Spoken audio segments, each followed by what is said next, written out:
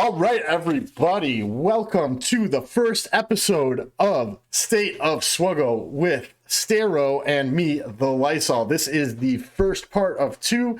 This will be on my channel. The second part will be on Stero's.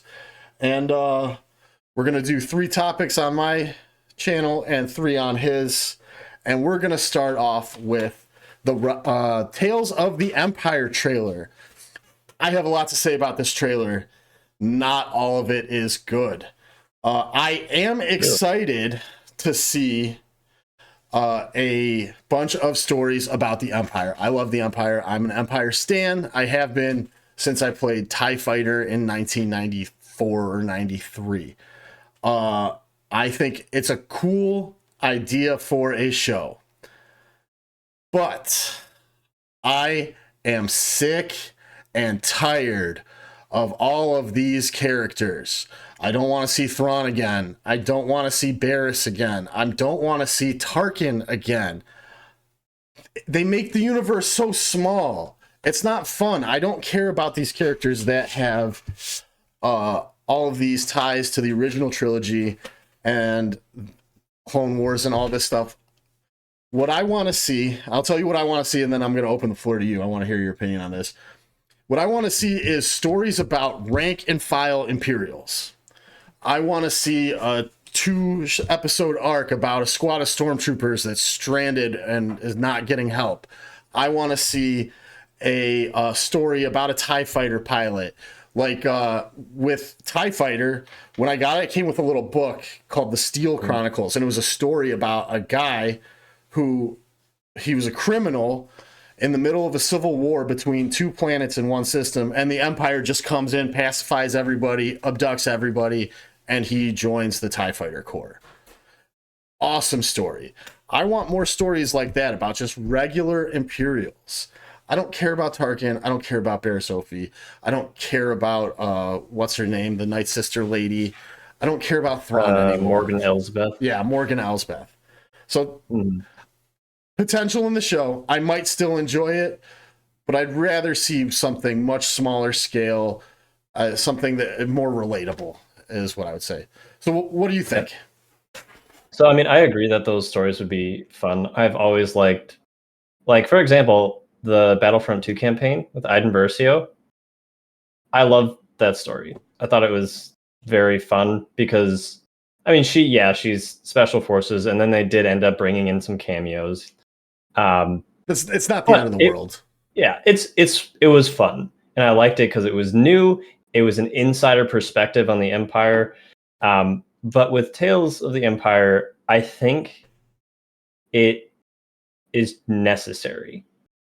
And for what they've done, they need to explain, okay, where did Elsbeth and Thrawn come from? How is Elsbeth even still alive? Like, what happened with her in the Purge of the Night Sisters? So they're going to cover that. I'm actually really excited to see that. It looked like she had like these dual scythe weapons. And I think that would be a much cooler version of Elsbeth to get in game, by the way, than her with like a spear or something. I mean, they might do the sword from the Ahsoka show. Gross. So I think it's necessary. Barriss, I didn't really see coming, but they do have... You knew they were going to resurrect her at some point. Nobody's really dead in Star Wars. Yeah, well, I mean, they have missing Inquisitor numbers, don't they? Yeah. So I figured they would fill them out eventually. Yeah, probably. I mean, there's still plenty of Inquisitors that there could be. It'd be interesting to see. I would, maybe they'll make Elsbeth interesting. I did not find her interesting in the slightest in Ahsoka, and I didn't really care about her. Was she originally in the Clone Wars? She was originally in the Mandalorian. Was that really her first appearance? I mean, I watched the Clone Wars. I don't remember seeing her. I watched the Clone Wars. I thought Clone Wars was like Daka, Talzin, and Asajj. It was the OG like Night Sisters, like the ones we're familiar with from SWGoH. Yep. So, and okay, to be fair, has like I like characters significantly more in SWGoH than I do in reality. Oh, Like absolutely. I Supreme think. Leader Kylo Ren, I still like don't consider those movies canon at all. I just want to deny their existence. Oh yeah, But he I is like agree. one of my favorite characters in the game because he's just so versatile. I Um, think. I mean, related so to I what feel we're like, talking about, Night Sisters. I think the Night Sisters are one of the worst things that they could have done to Star Wars. Period. Uh, I they're fine for what they are, but I don't think they belong in Star Wars. But in the game, I love the Night Sisters. They're a super fun faction to play. They punch up really hard at low gear. Like I enjoy that kind of stuff. So mhm. I mean, I like them in game. There's plenty of stuff I like in game that I would rather think didn't exist otherwise. Yeah. So I guess my opinion on it to summarize is I want to see the stories. I've kind of stopped expecting Star Wars to deliver like good storytelling from Legends and like dealing with that. Oh I know yeah, they're no, gonna do gimmicks, they're gonna do whatever they need to it's do that they it's think that will get the audience. it's just Skinwalker So versions of Legend stuff. Most yeah, of it. my expectations are pretty low. But what that does is allow me to kind of just enjoy it for what it is, which I've always loved the animation, the animated shows more than the live action. And Yeah. then the other part is whatever they put out, whatever Disney puts out in terms of Star Wars media, it will probably find its way into the game. R.I.P. Andor. Um, Yeah, right. We're never seeing any Andor stuff, even though that was without a doubt the best stuff Disney has done. Just because so, it was boring. Nothing happened. It's like, ugh. Yeah, but it was good. yeah, so there's that's the one thing that is redeeming for me is like SWGoH, the possibility of getting cool characters in SWGoH is what makes me even tolerate Oh yeah, watching some of the stuff absolutely. they put out now. I feel the same So way. Like it makes it it is some kind of mitigating factor in the disaster that is most of the Disney Star Wars stuff. Like, well, yeah, at least I'll get something cool in the game that I play. And that's yeah. fine. I don't know if there's really anything that can come out of Tales of the Empire. Maybe Elsbeth. Thrawn is another Thrawn, I don't Elsbeth, Barris is an Inquisitor. I don't remember if this is something that happened or just the having a small child brain has done to me. But I seem to recall somebody saying very matter of factly that Barris was not an Inquisitor. But I could have just made that up in my brain. I don't I don't I know. mean, in the trailer, it looks like she. It's pretty inquisitorious ish. Yeah, I mean, she literally gets brought into the Inquisitorius. So I mean, I guess we don't technically know she if could be she was getting tortured ever. for information though, instead of being. Maybe this is a redemption story for Barris. Maybe she's being held by the Inquisitors and tortured or something, and she escapes. She was literally being trained and then Oh, was she knelt. being trained? Ah, Yeah, man. she knelt. Darth Vader walked Uh, down the line, and she was standing in the line of the other Inquisitors in Inquisitor armor and kneeling down as Vader walked by. man, So I at the very least, she gets completely missed inducted that. into the Inquisitorius. I don't know what'll happen from there. It could be that they just like she just becomes an Inquisitor and she dies. Is wasn't one of the Inquisitors from the Kenobi show not one of the ones in the game? Wasn't there a like a female Inquisitor? But it totally was not Barris, right? Yeah, but she was from. Maybe that's what I was thinking. Well, she was I from I, I don't remember her from Rebels, Rebels because or Star Wars anything. Rebels was where I I think the Inquisitors I remember Seventh Sister debuted. from Rebels, but I don't remember Yeah, this character that I'm talking about from Kenobi because there was another female. Maybe it was Seventh Sister, but she didn't have the droids, if I recall correctly. I don't know. Kenobi might be one of the worst things I ever saw in my entire life, so I tried to block as much of that out as possible. Let me see if I can. And as far as a new Thrawn, I feel like Thrawn in the game, as he is, he's a legendary character that is admittedly very easy to get. Uh, but he's very powerful, even still. Uh, However many years later, he's still very useful. He's a very powerful character. He's a capital ship pilot. Like, I think he is the exact power level that the character from the EU deserves to be in our game. I don't think we need another Thrawn. Maybe Tarkin deserves better than what he got, for sure. Well, he's an old character that should have, received the, oh, we want to rework the old characters and give them an Omicron. Oh, he totally. Which they have completely gone abandoned. Back on that intended thing. It was, by the way, it was Fourth Sister. Fourth Sister. So that was one that's not, that we don't have in the game. Correct. And there's second, there's the Grand Inquisitor, second Reva, which is third. Yeah. Fourth, fifth brother, sixth brother, which is the guy with the skull mask and yeah. And then seventh sister, who we have. That was Merrick in the Ahsoka show, the guy that turned into Far Cloud. I think so. I think that was eighth brother. No. That was sixth. Eighth brother is the dude with the he's got like the helmet and the frog feet. Yeah. So that's I'm thinking the sixth brother is the guy that I thought you said was Merrick, the guy from Ahsoka, the one that she killed and turned into the fart cloud. But I don't know if it was ever confirmed that he was an Inquisitor or not. I mean, he certainly looked like one. He had an Inquisitor saber for sure. So, and apparently there's a 10th brother as well. Was that also in Rebels? It was introduced in the Darth Vader comic series. So that's probably nothing we'd ever see unless he showed up in something else. I mean, maybe. There's enough Inquisitors to get have a whole second team. Yeah, like troopers. I don't know if you'd really like the Reva plus GI combo is pretty sweet. I don't know if you'd want to have a second to rip those two apart to make a second team. Maybe it depends on how good. Well, but they all have leaderships. Yeah, they do all have leaderships, and new ones could have leaderships as well. Yeah. That, I mean, if they release several more of them, they would release enough to create a team. You'd probably get because you don't want to take anything away from the Veers team, right?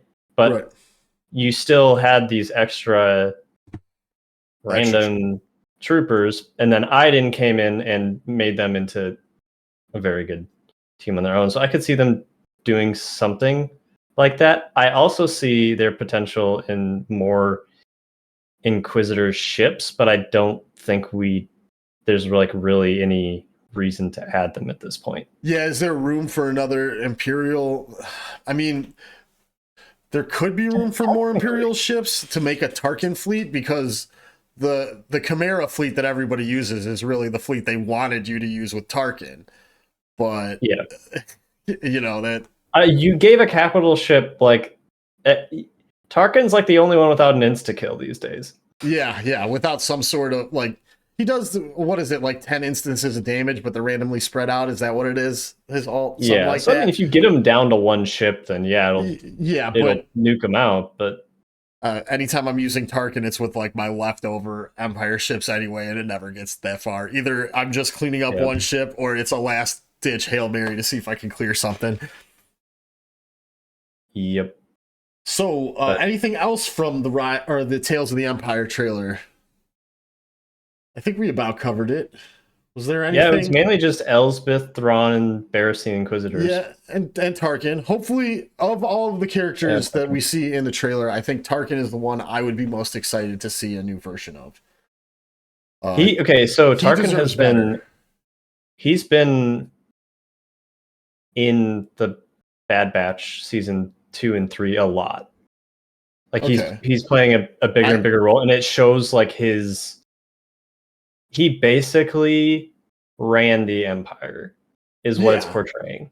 Yeah, the Emperor is off doing his own thing, but Tarkin was the guy who was actually in charge of running He's everything. he was the he was the CEO, or the, you know, he was in charge of the whole the Yeah. day-to-day running of the empire. And that's, you get that idea when you watch A New Hope, that, I mean, when Leia says to him that she should expect him to be holding Vader's leash, like Yep. that leads you to believe that Tarkin outranks everybody, even Vader. So Oh yeah. he definitely deserves better in SWGoH. Hopefully they'll either give us a new character, or better yet, just put an Omicron on him. I would put the Omicron on him, even Yeah, if it was an TW Omicron. And I think if you added an Empire ship that essentially only worked with Tarkin, or allowed you to effectively split your Empire ships into a Chimera and Tarkin fleet, which you can already do if you have all of the Empire ships. You can split it into one that kills Executor and one that kills Profundity, but that kind of assumes you have literally everything. Yeah, And they're still technically not full fleets. yeah, and they're splitting them up that way is not. Both of those fights get sketchy as hell. Yeah. They're not the easy win like the regular, like, Chimera versus Leviathan win is, you know. And even that's not an easy win. If you give Chimera everything at once, then it's an easy win. But yeah, if you don't and you try to split it that way, then it gets sketchy. But I think there is room for Tarkin to get upgraded, like you were saying. Yeah, there is, and I think because that fleet could use some love, and I think via this show, it might be a good reason to give it some love. Maybe, I don't know, they'd have to figure out a way to monetize it, and really the only way to do that is to make a new character. But that'd be okay with me. Well, what I could see them doing is if you release a new Empire ship that would make the Tarkin fleet, and then at that same time, you could release an Omicron for Tarkin, so that it's like tied together. So people want to chase the ship, and then see, but I don't know. I guess everybody that would has the ship is the problem. Like, and everybody has I mean, but like a new like Empire ship, some kind of new TIE, and there's 1,000 TIE fighter variants they could choose from. Yep, they could just any old pilotless or any random Imperial trooper character could be the pilot. It really wouldn't matter. Oh my gosh. Okay. Speaking of things that, this is a complete tangent. I'm bewildered they still don't have a clone commando in the game. Oh, from the commando shooter game? Yeah, and they've been the last 2 seasons of Batch. Really? They've been like the main bad guys. Well, there's a guy that like Scorch from Infernal Squad is in the Bad Batch. Oh, really? And he is the bad guy. He's just like brutal. Interesting. I still haven't. He's brutal and efficient, and he's just like tossing around kids. I haven't picked up Bad Batch since early season 2. I've just didn't care for it. I didn't think it was a little thin, and sometimes the animation, those particular characters in a show, I didn't think could really carry a show, and I felt that way even after watching like a season and a half. And so I don't know, but if the dude from season 3 has been really good. Season 2 had some rough patches, but season 3 so far has been. Oh wait, is it Wednesday? It is. That means the next episode's out. So I need to watch that. That means the new episode of Shogun's out too, which is a very good show. Anyway, so maybe we should move on to the next topic. Yes. So, state of the game. We discussed a little bit before we got started. I honestly, for me, I wouldn't say I'm an end game player, but I'm a late game player. I'm 10.8 million. I got 7 GLs. I'm working on my 8th. I've got all the toys except for Bo-Katan and Aphra. And for the most part, I am very happy with the state of the game as it is right now. There are a lot of issues, but generally speaking, and I got some notes here, I got it written down. The way the game plays now is very player friendly. It's every time they make a change, like say adding a marquee character to a node and moving the character that was at that node to something else, usually it's for the better. It's Mhm. like moving the Reaper to the node with the Shore Trooper, that kind of thing, where you're making two farms that are linked together, make it a little bit easier, a little bit faster on newer players.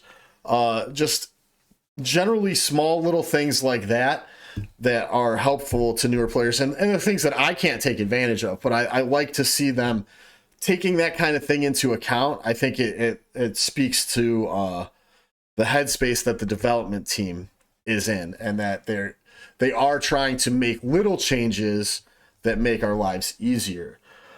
I also have come around. I initially hated Datacrons, but over the course of what have they been out 2 years now almost. Yeah. I actually like what Datacrons do, especially given the size of the GAC board. The GAC board's too small. Everybody knows it. At least if you're in Kyber, you have a much lower GP and you're in Kyber, so maybe you would disagree. But No, I totally agree. I shouldn't be like with my roster size having like literally less than half of what the highest rosters have, and somehow I'm still in the highest tier of PvP, and I'm already able to full clear boards, and I have that it's just a second account that's about the same size as yours. It's like 7.5, two GLs, Executor, mhm. and Star Killer. I'm working on Ray and Profundity right now, and I'm in Kyber four. I bounce between 4 and 3, and I have a different experience. I do place teams on defense. I don't turtle and I don't cheese. But I do place like a real defense, and I rarely get to full clear. I basically bank on the fact that people still don't know how to counter Executor and still don't know how to counter Jabba. And I win about half the time for one of those two reasons. And so, Yeah. but I still believe that the board is too small, but I don't want them to increase the size of the board. I don't want to take more time to play GAC. It already takes too much time. Yeah, so that they kind of get into a conundrum of something needs to change, like if they wanted to edit it or make it easier or harder. I mean, I could see something where I don't know. There's that's something they're gonna have to ideate on, something that could be improved. But overall, I don't think it's a huge thorn Yeah. in the side. Well, that's why I like Datacrons, is because it kind of it shrinks the board, or it shrinks the meta a little bit. Now, Yeah, most teams still work within the Datacron meta, but sometimes some teams just get dropped out of it.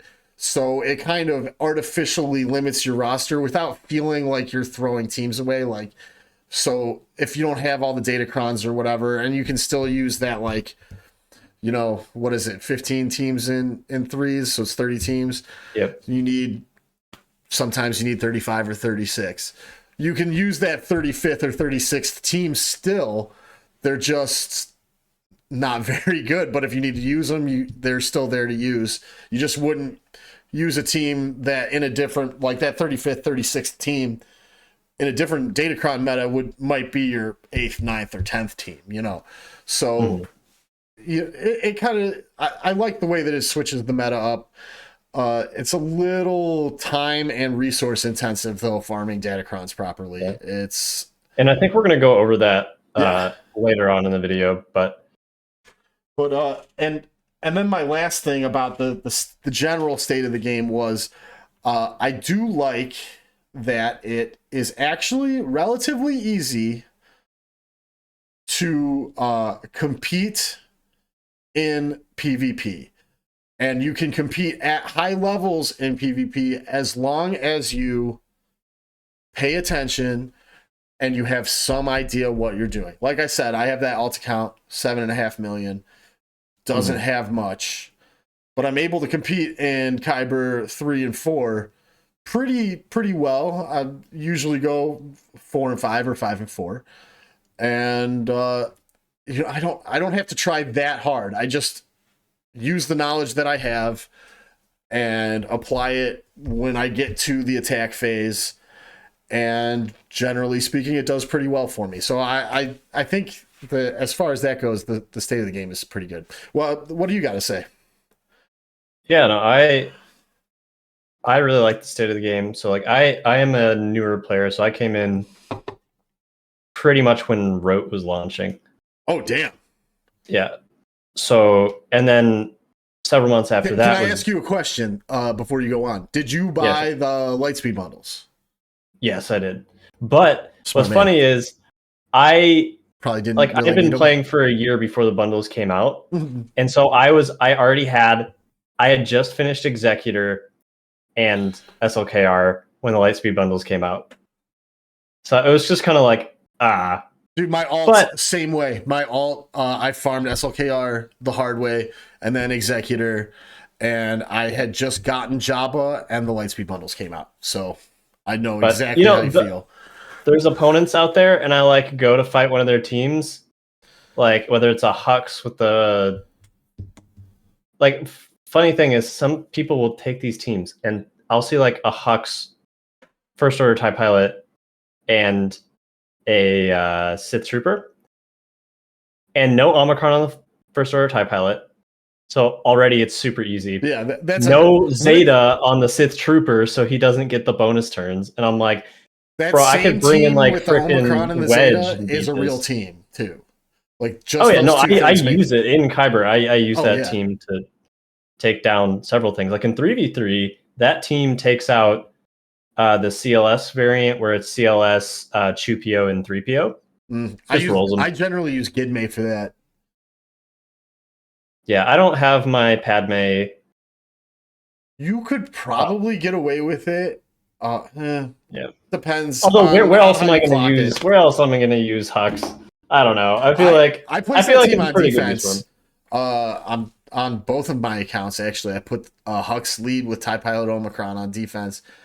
Generally in threes I use Stormtrooper though, first order Stormtrooper, just because you can't just leave the Omicron pilot out there, Yeah. twisting in the wind. It'll get wasted. I like them too much on offense. They're like no turn meter gain plus It's a like weird team that sneaks up on people. yeah. That's usually how it works. Like somebody will get to the back, they'll clear everything, and then I'll have like 3 battles against that team, and it's just like, oh, they thought it was gonna be easy, and it turned out that it was too fast for Yeah. them. I have the same thing. I use like uh crew uh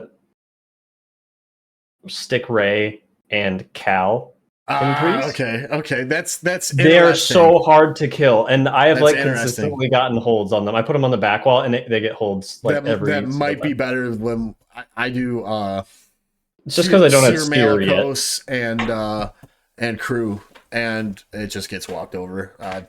Really? I mean, Yeah. that's like the best variant. Is it? But literally, like everything I put down gets walked over. Yeah. Sometimes, like weird teams, like last week, I have the Sith Assassin Omicron, so I put Malgus, Marauder, and Sith Assassin on defense with the Omicron, and it got walked over all but one match, and in one match, a dude had to take 4 battles to kill it. So I guess it was worth it, but Yeah. it's just the state of the meta right now, and Yeah. that kind of sucks. But also I don't hold it against CG because I don't think there's much they can do about it. And the things that they can do about it, I think will actively make the game worse. So their best bet is to just sit and let it be the way that it is. So the rest of the game, though, like when so Java came out, that was exciting. The crate raid dropped, and I don't know if you remember, but that's when they revamped the whole raid currency. Yeah. Oh, That I is love it. something that like when I first started playing this game, it took so long to get gear. And remember, they doubled the gear, That didn't do and anything. It didn't feel like anything anyway. it didn't feel like anything.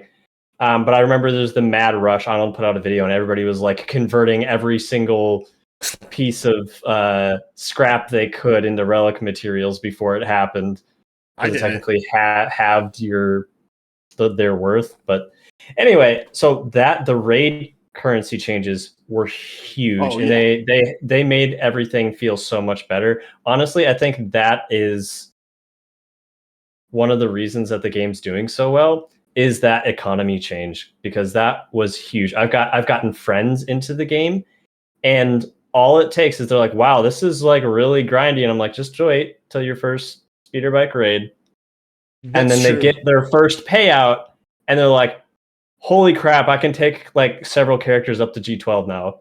Yeah, and what's nice about that too that you didn't even mention was that uh those same players, even with absolute garbage, can still put 250,000 points on the board. So they can still contribute even if all of your characters are trash.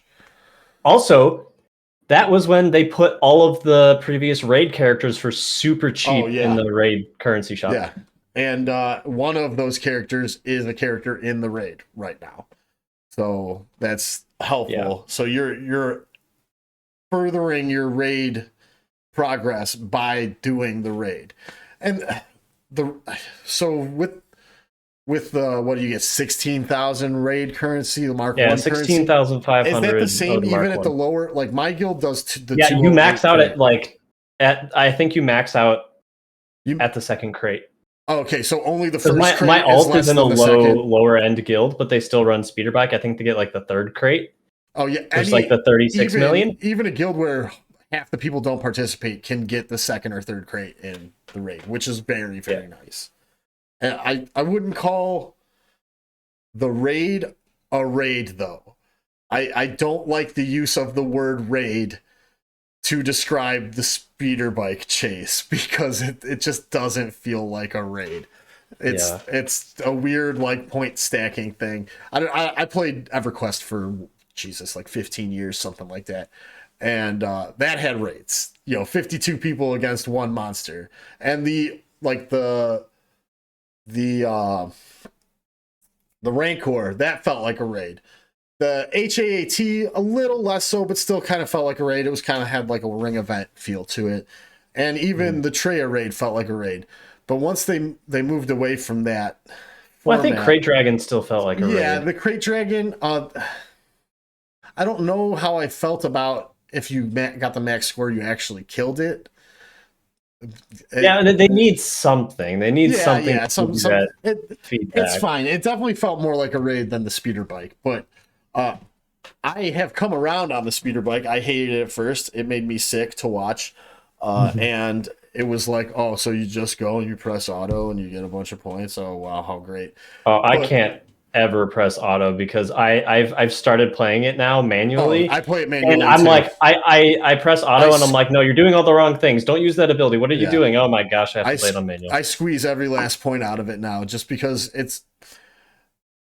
I don't know, because I can. I can Yeah, get my 2.7 with Leia, and then I constantly and tweaking the teams as I go down. And yeah. I think right now I don't my roster is not geared towards the raid. I don't have a particularly good roster for the raid, but I get about 11.5 million every time, and with what's really amounts to half an hour's worth of work in a week, so it's fine. Yeah, it's not bad at all. And for the rewards that I get, great time to reward ratio. Yeah, no, I think that's nice. I will say one thing you mentioned when they're changing like the nodes where things are farmed. They moved, I think it was either Cassian's or Biston's Ewing that's required for profundity. That was They one of the moved few it. worst changes they made. Yes, they removed it from the frickin' Fleet hard node to only being available in Fleet Store. So it becomes for That made it much worse to farm. it's I like agree. farming Razor Crest if you don't have proving grounds. Takes forever. Yes, and I'm pretty sure the Biston's Ewing on the same node as the Razor Crest is in that store, or is it on a different node? Because I the think Razor it's on Crest a is only on that node, which makes it even harder to get. I'm not sure, but it has been scarce. Yeah, I think it's on a different node, but I think it's the same deal where it's only on the only on that one. node. Yeah, and Yeah. that's Well, and the thing is, like, I don't want to have to farm another ship with fleet currency because right now I use my fleet currency for exclusively for Zetas. Zetas. Yeah, Yeah. like every other human should, Yep. because that's just the basically the only way to get Zetas quickly. You know, you can get Zetas elsewhere, but that's like the consistent Zeta income is those 2,000 ish points every day that you get, or 17, 1,800, whatever they happen to be. Speaking of Zeta income, there's actually a ton of stuff that gives you Zetas. Territory Wars gives Oh you yeah, Zetas. Conquest gives you Zetas. You get Zetas 3 times a week from the Fleet Challenge. you get And then about all a of the assault Zeta. battles, you get Zetas. So there's a lot of ways, and it like ramps as your roster grows, and you can do more assault battles You and cap stuff like that. out. You do cap out, but like it is a pretty good income Yeah, if you have it's about one full everything. Zeta every 8 days is what the cap, the soft cap, because Yeah, there are ways to whale on Zetas, though there's not many. Uh, but the soft cap is about 20 every 8 days. And if your guild is really good at territory wars, you can get yeah, one they'll every boost seven it. days. Yeah. My guild does. I'm in a very casual guild. I don't like to have force farms, that kind of thing. So we're like 500 in TW, and we underperform probably by about 5 or 6 stars in TB, and we probably underperform by a crate or two in the raid. But I'm perfectly happy with it because I don't have to do anything. I can just play the game the way I want to. Which I think is also another good thing, and I think we should probably wrap up State of the Game. But I Oh think yeah. it's just like you can play the game the way you want to. You can play it casually. You can play it competitively. And I think there are some issues with territory wars, with Oh man, I could go the on all day about that. Kyber and raids. I mean, they're trying new things. They are trying new things. They're Can't mixing fault it them for up. that. Um, but what we can fault them for is the monstrosity of an Omicron we got, which is tied to our next topic, the Gungans. All right. Yes, let's get started on that. I have not had an opportunity to play with the Gungans, and I don't learn kits very well by reading them. But we just got a new Gungan today, Wednesday. What is he? The Phalanx. Yeah, the Phalanx. And it brought some things into focus about the team. Again, I'm not an expert. I'm not entirely sure how they work. The way it seems to me is you want a ton of protection on them because they're all gaining percent protection, but not in the way that you get bonus protection. It's actually based on their protection. And you want to keep that shield generator alive as long as possible. But the Phalanx comes out and is the tank, and it has no way to have a persistent taunt. So this shield generator is just sitting out there, and it is unless Jar Jar somehow is kind of like how SLKR works with the First Order and applies persistent taunts to characters, to tanks. This is So not a actually, team. Phalanx does, I will say, in his unique one, which I think is his only unique. Whenever the shield generator loses 2 or more stacks of shielding in a single turn, i.e., you call a mass assist or just an assist, he gains a taunt for a turn. So that is Okay, so I was his. missing some ways that Yeah, that it still can be the shield dispelled. generator loses. It's only for 1 turn. Dispellable taunt doesn't bother me. Yeah. Most taunts are dispellable, and there's some that are more persistent than others, like Bosks, or Yeah. Cruise. Or Gas or Master Luke. Yeah, but I mean, those are the exception, not the rule. Yeah. And if you're playing properly, and okay, so if calling the assists and everything gets them the taunt, maybe it's not that big a deal. You But can still run over it if you don't use assist and instead use AoE heavy teams. That gets around the yeah, problem. that's true. And so every time that shield generator is hit, it loses 1 stack of the. Is it the recharge or is there Plasma a shielding plasma shielding? Okay, and it starts what with 10 stacks of that? with 10 stacks of it, Yeah. I think. So Or basically, I'd have to go back and look. you're But getting well, 1 mass assist on the thing burns it down halfway, and then but it also will then put a taunt uh on the phalanx. So I don't know. I have to play with the team. I'm actually personally working on their my background project right now, but I have Zetas set aside for the Gungan team. So I'm probably going to, as Kairos allow, take them up to gear 11 and try and play with them a little bit and see how they play, because I only really learned from playing the teams. But I mean, I've watched a little bit of Arnold's content with them, and it seems like if they literally trounce any separatist team, literally any separatist team, they absolutely roll them because they have so many separatist specific callouts in their kits. and they have It the absolutely destroyed them. don't they have some sort of immunity to target lock, or is that in the monstrosity of the No, Galactic Challenge Omicron?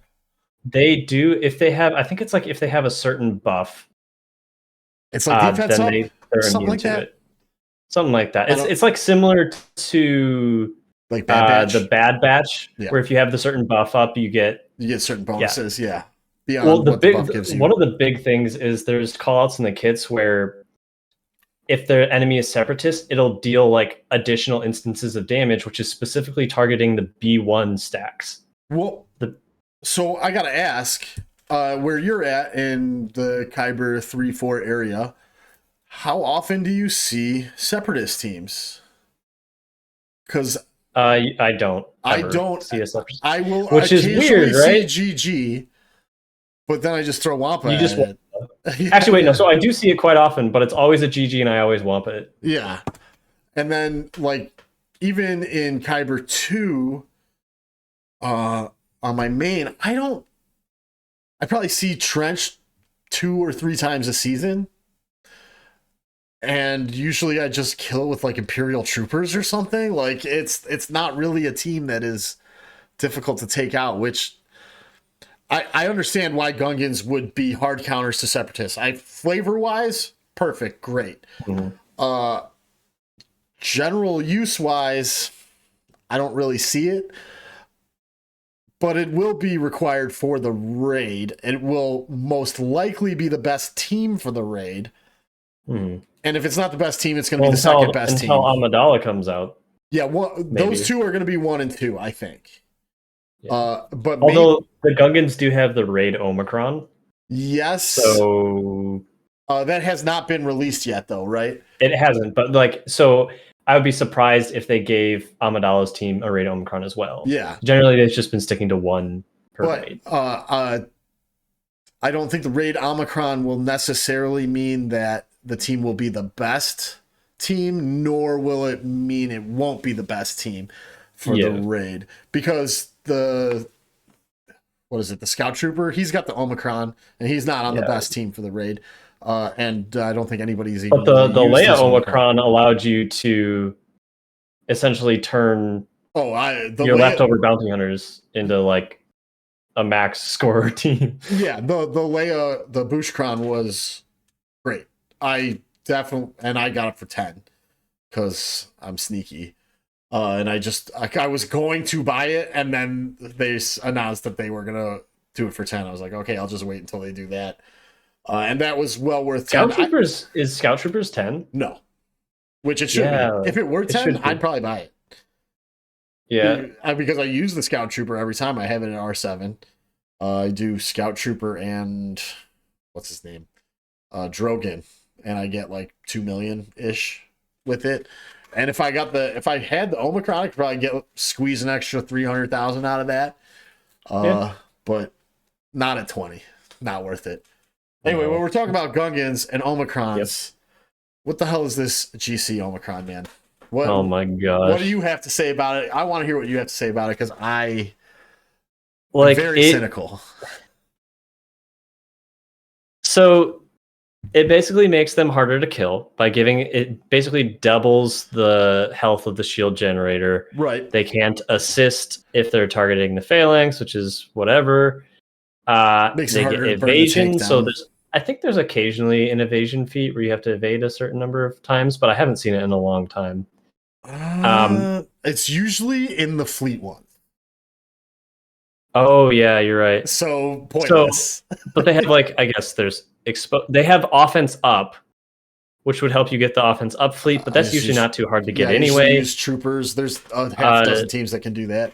Removing turn meter when they attack out of turn would help you with like the take X many turns before they go, but you just use troopers anyway. Troopers Yeah. or Vader with Yeah. but like so what this is telling me is this is geared towards brand new players who are having trouble with the galactic challenges. They'd look at this and they'd see, oh, this could actually be useful until they watch literally anybody's video on it and they're like, oh, this is utter garbage. Like this is Yeah. just so Don't horrible. bother. Just get crate 8 and call it a day.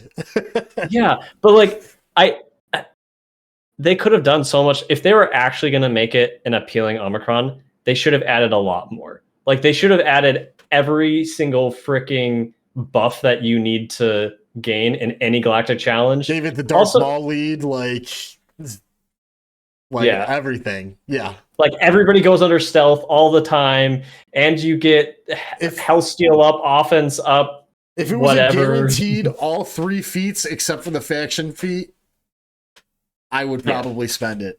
If I got all 3 feats but the faction feat every time I used it, I would probably pay 20 Omicrons for that because it would pay for itself. Yep, but this I'm is already just getting like, the 8th crate every time, so it doesn't matter. yeah. So I just like there's going to be so many Gungan galactic challenges coming up, and it's going to be annoying. Yeah, but those are only gonna I was watching You can Egnard's still video get this 8. morning, and You can still get 8th crate though. Yeah, yeah. If you can do the Gungan feat on the G12 tier, which doesn't have Zetas, so it's easy. But yeah, I was watching Egnard's video this morning while I was making my my bottle for my daughter, and he broke it down. I think he said something like with the Inquisitors, it was something like 3 months, or maybe it was 4 months of galactic challenges. So you're getting what? That's 16 weeks, but it's half the weeks or half the time. So it's probably about 16 because there's 2 a week. 16 galactic challenges with Gungans. So you're going to get to use that Omicron 16 times. And then once every like 6 months after that. But you're not going to get max crate unless you have all your Gungans at Relic 5 anyway. Or, decently. You're probably going to have most of them relicked anyway. So that's only going to be the whales. And the whales never going to have any issues with galactic challenges anyway. Yeah, no. So none of the people that they think should buy it shouldn't, and nobody else is going to buy it either. Like I think they're trying to pull a fast one, but we're smarter than that. Generally speaking, I think they're trying to get more creative with the Omicrons, but this makes me. So I was interested when the survey came out about the Conquest Omicrons. Mm-hmm. I was like, oh, we could maybe see something interesting. And then they released this, and I'm like, nope, it's going to be horrible. Yeah, I would consider a Conquest Omicron, honestly. If it was on the right team and was powerful enough, I would consider a Conquest Omicron, mainly because I just hate grinding through Conquest. And if there's a team that I could just throw at something, guaranteed to beat it and move on. Like, honestly, give on the CLS team, give someone an Omicron that gives the team Ruthless Swiftness and Amplify Agony permanently. Yes. I would put that on so fast. This past Conquest for me, since I'm a little bit smaller of an account, not having the Ruthless Swiftness and the Amplify Agony has been torture. I'm sure CLS carried you through Conquest before because he's just oh he did. With that build, it beats anything. And then once it's significantly drained of stamina, then you just take CLS out and put Bam in as the leader, and you can Well, drain and it all the way down to Iden 0. Versio with the same setup did really well. Oh, yeah, because she gets the bonus turn at the start, Yeah. applies the debuffs, and then your whole team just rolls. Then you just lap them, and they're done. Yeah, no, I was using an Iden Versio team that was sub G12 to beat the Relic 8 teams. That's awesome. I love it. It was pretty great. I love it. Anyway, we are pushing 50 minutes right now on this record. So we're going to wrap up this one here, and we're going to see you guys all in part 2 on Stero's channel. Peace out, everybody. Thanks for watching. If you liked what you saw, be sure to like, subscribe, comment in the comment section down below, and you can join me on Twitch or Discord. Both have links in the description. I hope to see you guys there.